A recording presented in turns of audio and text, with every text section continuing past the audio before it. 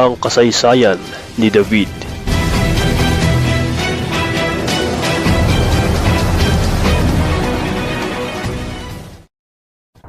Once again, ito ang inyong kakaibang mga kwento at trivia from Boy Sayote. Sa mga di pa nakapag-subscribe ay click nyo na ang subscribe button para lagi kayong updated sa aking mga next post. This channel contains trivia, facts, and fiction and educational videos for better understanding. At salamat sa panonood at magandang araw. Nang mamatay si Samuel, ay nagpunta si David sa desyerto ng Paran. May isang napakayaman na lalaki sa Maon. Siya si Nabal. Mayroon siyang alagang 3,000 tupa at 1,000 kambing. Mayroon itong asawa na ang pangalan ay Abigail. Si Abigail ay maganda at matalinong babae, pero ang kanyang asawang si Nabal ay kabaliktaran ng kanyang pag-uugali. Nasa kagubatan si David nang mabalitaan nito na ginugupitan ni Nabal ang kanyang mga alagang tupa. Kaya nagutos si David ng 10 sa kanyang mga tauhan na pumunta sa tahanan ni Nabal. Sinabi ni David na ganito ang kanilang sabihin: "Mahabang buhay at nawa ay palagi kang malusog at sa lahat ng iyong sambahayan at nasasakupan. Ngayon ay narinig kong pinagugupitan mo ang iyong mga alagang tupa. Noong nagpapastol ang iyong mga tao malapit sa amin, ay hindi namin sila ginambala o sinaktan.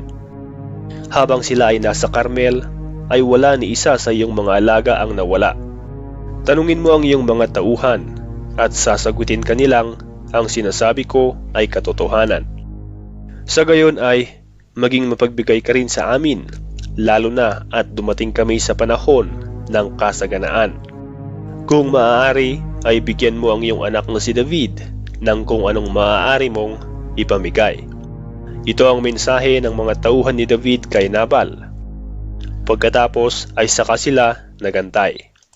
Sumagot si Nabal, "Sino ba itong si David? Sino ba ang anak ni Jesse? Maraming mga utusan ang tumitiwalag sa kanilang mga amo sa panahon ngayon. Bakit ko ibibigay ang mga tinapay at tubig at karne na aking kinatay para sana sa aking mga saserdote sa mga tao na hindi ko alam kung saan nanggaling?" Bumalik ang mga inutusan ni David at sinabi ang mga salitang binitawan ni Nabal. Dahil dito ay nagalit si David at pinaghanda ang kanyang mga tauhan na dalhin nila ang kanilang mga espada. Umaabot sa 400 tao ang sumunod kay David, habang ang nalalabing 200 ay nagpaiwan para bantayan ang kanilang kampo. Isa sa mga katulong ni Nabal ang nagbalita ng pagdating ng mga tauhan ni David kay Abigail, ang asawa ni Nabal. Sinabi nitong nagpunta ang mga tauhan ni David sa kanilang tahanan para humingi ng biyaya, ngunit sila ay ininsulto ni Nabal kahit na ang mga ito ay napakabuti sa kanila. At sa panahon na sila ay nagpapastol sa kagubatan ay hindi sila inabuso o ninakawan dahil binantayan sila ng grupo ni David araw at gabi. Sinabi ng katulong kay Abigail na mag-isip kung ano ang maaari nitong gawin para mapigilan ang disgrasya na paparating sa kanilang sampahayan. Agad na kumilos si Abigail at kumuha ng 200 piraso ng tinapay, 2 sisidlan ng alak na gawa sa balat ng hayop, 5 na kalbong tupa, 300 cake at maraming kilo ng butil. Nagmadali niya itong isinakay sa mga asno at pinauna ang katulong na ihatid ito, saka na lang siya susunod. Hindi ito alam ni Nabal. Sa kanyang pagpunta sa gubat ay nakasalubong niya ang grupo ni David na pababa patungo sa kanyang kinaroroonan. Sinabi ni David na wala palang silbi ang kanilang pagbabantay sa mga pastol at mga alagang hayop ni Nabal dahil kasamaan naman ang isinukli nito sa kanila. Sinabi pa nitong bahala na ang Diyos na magparusa sa kanya pagsapit ng umaga kapag wala na siyang itinirang buhay sa nasasakupan ni Nabal. Nang makita ni Abigail si David ay agad siyang bumaba mula sa asno na kanyang sinasakyan at dumapa sa harapan ng mga paa ni David. Humingi ito ng tawad at sinabi kay David na huwag niyang isipin ang mga salitang binitawan ng masamang taong si Nabal. Lalo na at katulad nito ang kanyang pangalan na mangmang at tanga. Sinabi ni Abigail na hindi niya nakita ang mga taong inutusan ni David at ipinakita rin ito ang mga pagkaing kanyang handog para kay David at sa mga tauhan nito. Pinuri ni David ang Diyos dahil nakasalubong niya si Abigail na naging dahilan para maiwasan ang walang saysay na pag-agos ng dugo sa araw na iyon. Sinabi nitong basbasan nawa ng Diyos si Abigail dahil sa maganda nitong pag-uugali. Dahil kung hindi niya ginawa ito ay baka isa na siya sa kanyang mga nasaktan at wala ni isang lalaki ang makakaligtas sa sambahayan ni Nabal pagdating ng umaga. Kinuha ni David ang mga ibinigay ni Abigail at sila ay naghiwalay. Pagka-uwi ni Abigail ay nakita nito si Nabal na lasing, kaya hindi na nito sinabi ang mga nangyari.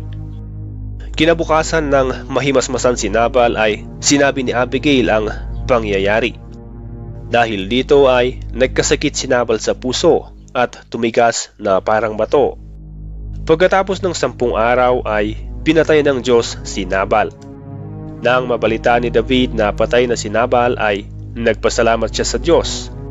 Pagkatapos ay nagsugo siya ng tao para sabihin kay Abigail na gusto niya itong maging asawa. Yumuko si Abigail sa isinugo ni David at sinabi nitong pagsisilbihan niya si David sa nais nito. Kasama ang 5 alalay ay sumakay siya sa asno at nagpunta sa kinaroroonan ni David. At sila nga ay naging mag-asawa. Ngunit maliban sa kanya ay may asawa pang iba si David na si Ahinoam na taga Jezreel. Kaya silang dalawa ay naging asawa ni David. Ngunit ang anak ni Saul na si Michal na dating asawa ni David ay ibinigay ni Saul sa ibang lalaki. Ito ang isang tagpo sa buhay ni David. Abangan ang susunod na kabanata sa buhay ni David.